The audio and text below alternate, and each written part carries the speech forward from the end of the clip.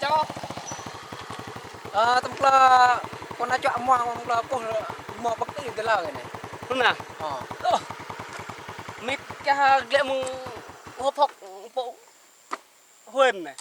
nè nên nè Ừ. giờ con là theo lệ chọn mua nên con nó cô mua bậc tiền lời À, nó năng. Bác đi rồi. Cho.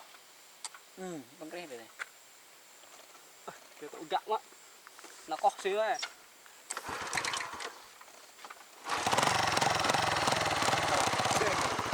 Mình đi cho họ. Mét nam. Ta cây như bằng pin lờ.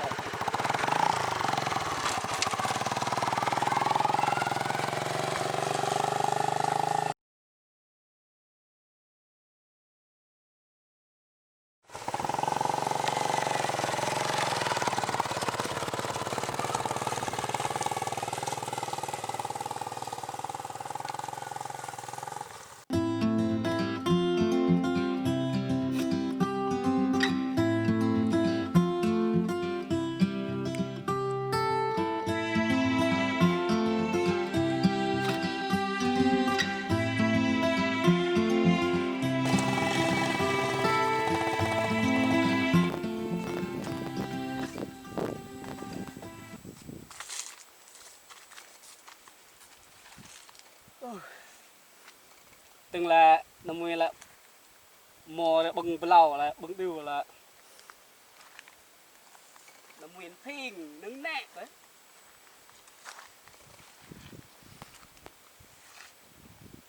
Đây, bom la rồi lệ mong hộp mong huyền cả bom ma phạ sơ.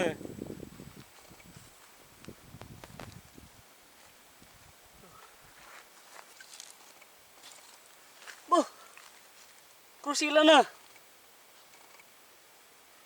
Cho nó bia chắc đấy. Làm vừa là rít đi xì nông này bọn này. Đâu em nhậu. Mình lên nhậu nè. Nhậu mua cô không có. Nhậu bởi lẽ thầu nhà cô.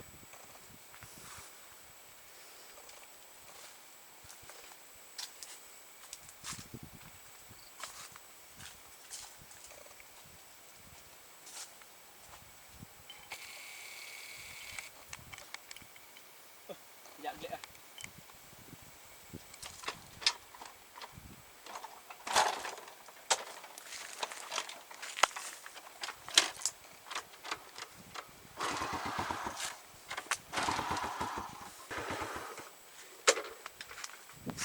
Cho, để ông vật lẽ à? Mà nêu kìa, có tới, sẽ vui ô vi. Nào cái có tới.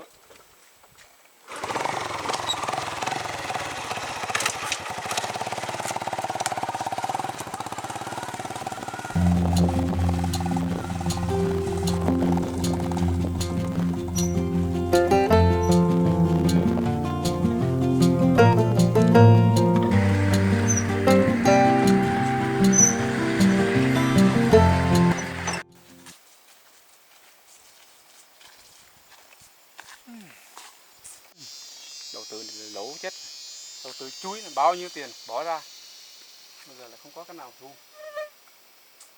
chán thì đấy. Bây giờ mới đi Sài Gòn về mà giờ làm tưởng là qua đây đầu tư lại, giờ cái này đầu tư làm gì nữa. Rồi, quay thử hết cái vườn đã, có cái nào chín không. Giờ thế này thì máy móc bán thôi, không còn làm nữa.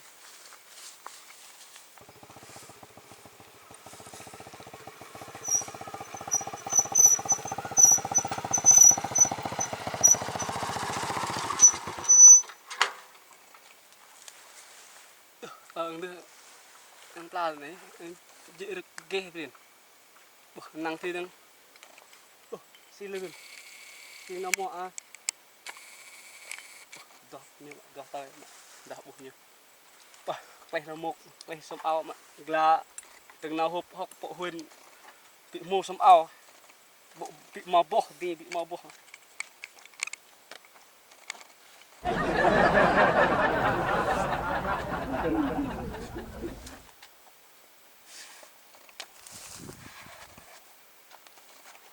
Họ xuống ao lụ ra từng nào hộp học bị mua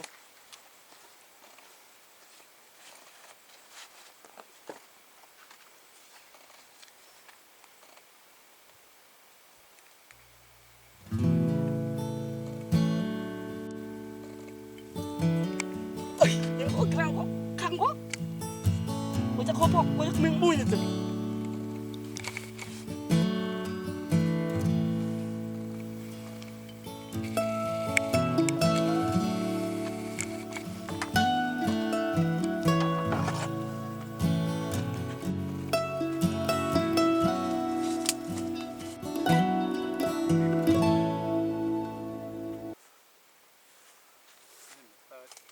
cô ơi muốn đi nào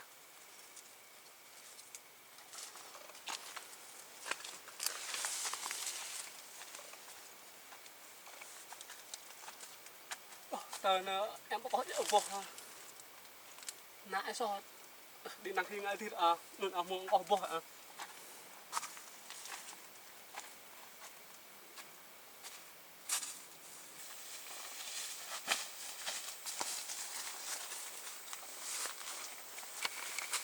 tờ thầy giàu đi chẳng ta có hết rồi ngã có nó có tao sư vui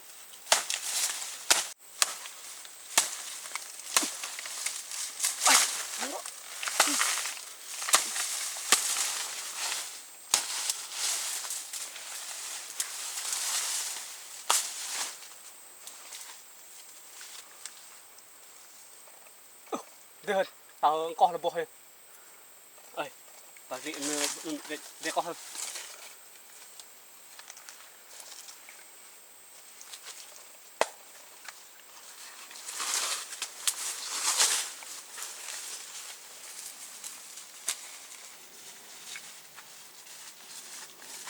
ra con bên ta có tao bị dừng tao đi vui bằng bữa đũa nêu kẹo có tua bị nó có hơn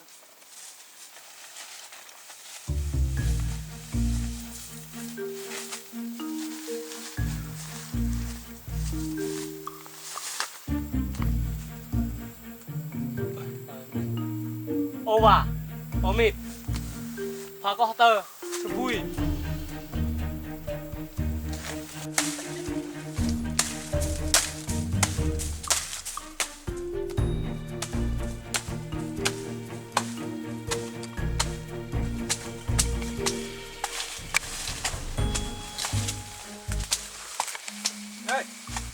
ê chú làm gì đấy ai cho trang chuối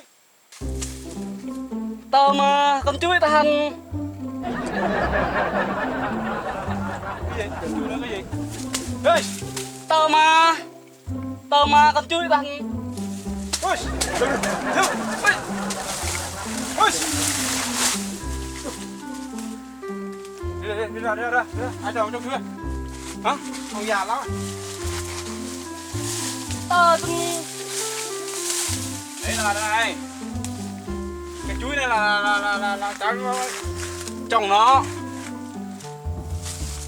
hiền cô bao trong hiền cô ba gạ đừng hiểu cháu thế này đây là chú không hiểu là cháu nói à chú có biết nó tiếng gì không sao hiền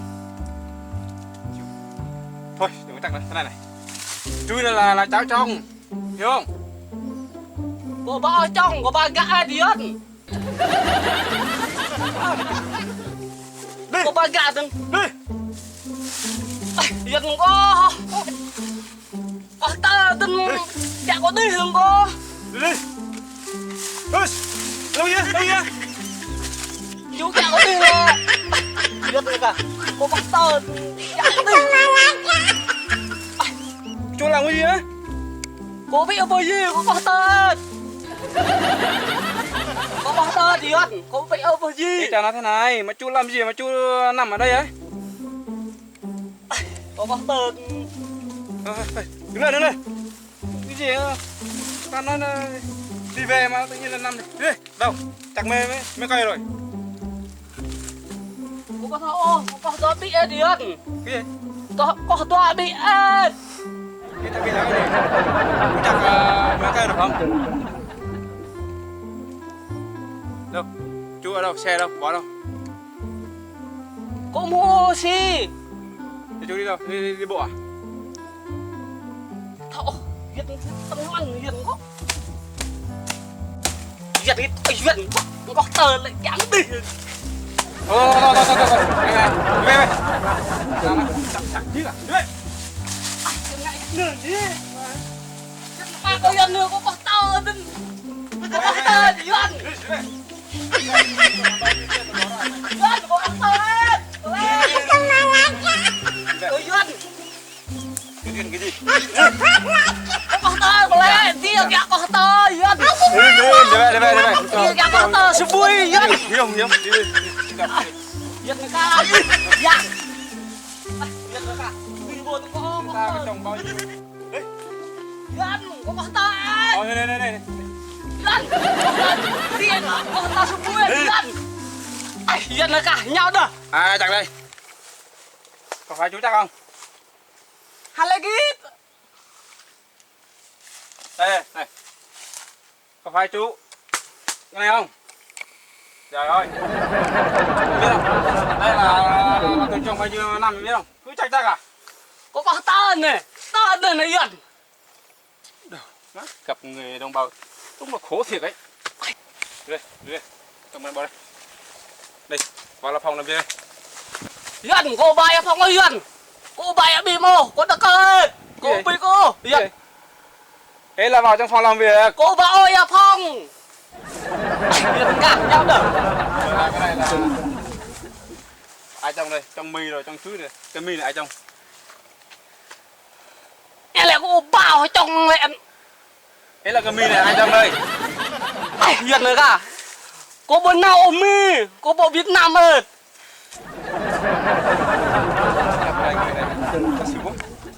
Việt nữa cả nhau đỡ. Có tờ vui. Thôi. Chú, cháu nói thế này. Là cháu nói là chú không hiểu là tiếng của mình cháu. Nhưng mà chú nói là tiếng của chú là cháu không hiểu. Bây giờ thôi. Cháu cho chú về. Nha. Rồi, đi. Việt nữa cả. Đi đi. Nhanh. Đi đấy. Đây à, đây về đây. Đi. Nhau được Việt được. Kìa. Cứ làm gì đấy? Đừng. Cứ làm gì đấy? Thôi. Sao lại chú? Đi đi. Chú cắn đi ra. Thôi đi, làm gì đây? Hey. Chú kìa có đi lên. Nhau được.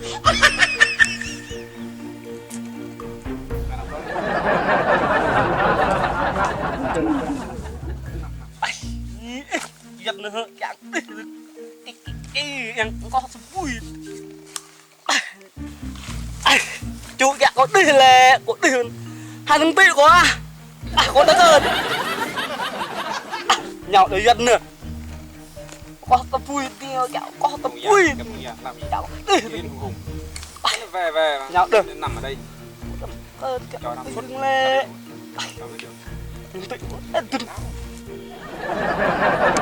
Chú ơi, làm mê chú. Chú làm mê, phao lệ. Có vui. Chắc dân nữa rất lắm về. Cháu nói là chú không hiểu à? Chú lại ghét. Hiện là một mô mình. Hả chú lại ghét. Hả kẹo cho bữa hả? Đây là cái gì? Nhau chắc Việt lắm. Ông ngạ con bọ hả thật kẹo bị bởi gì ta?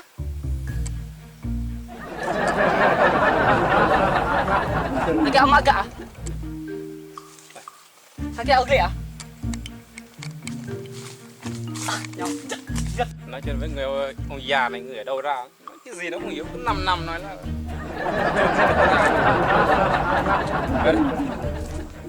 nói chuyện với ông già này là không hiểu cái gì hết. Nên là về. Chắc Việt này. Lệ mong con hộp mông huyền tiếng dạng có tao sẽ vui dạng bị chậm bên kia phong bên kia bìm chậm như dạng có tập cơ tôi có bịch bên kia bìm kia phong dạng bị những tệ của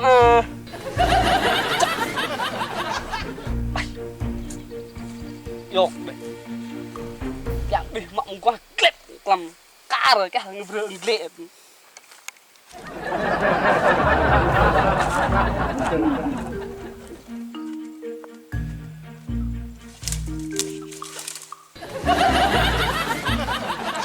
yang vừa có con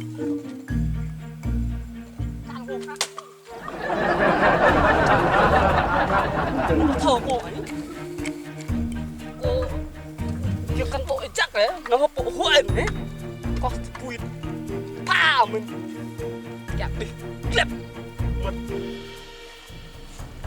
nhau nhau được tan mình play xong ao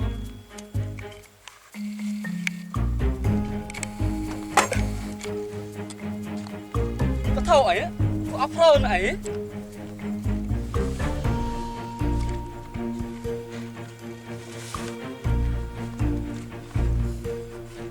cô rồi về đấy phạm có tơ vui đấy kẹn đi mô bị bơi gì mô đau rồi bị vừa bơi gì như ta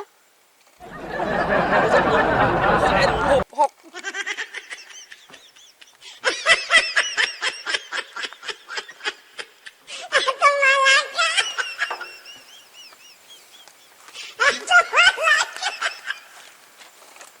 mang con ba chục nguội ở bồ đã có gắt mặn hạo rồi